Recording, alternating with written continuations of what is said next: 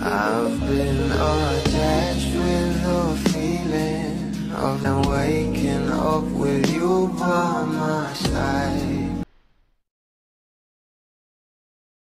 Alam naman natin na itong ang ating Bel Mariano ay makakasama nga sa kanyang movie ang mga bigating aktor at aktres, lalong-lalo na nga ang kanilang direktor na pang blockbuster nga talaga ang mga movie na ginagawa nito.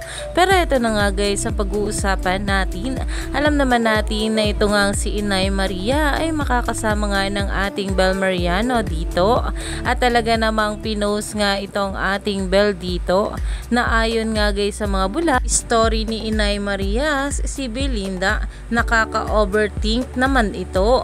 She's so love, dahil alam naman natin na palagi nga rin pinopost ni Miss Maricel ito ang ating Belinda, kaya naman umani nga agad ito ng maraming komento mula sa mga bula. Ayon pa nga guys dito, love na love ni Inay Maria ang bebe na yan, no?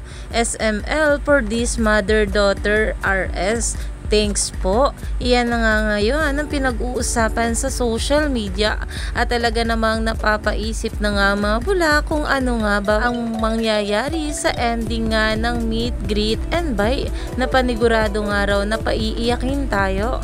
Kaya naman stay tuned lang tayo for more update kila Donnie at Belle sa mga susunod pa na ayuda.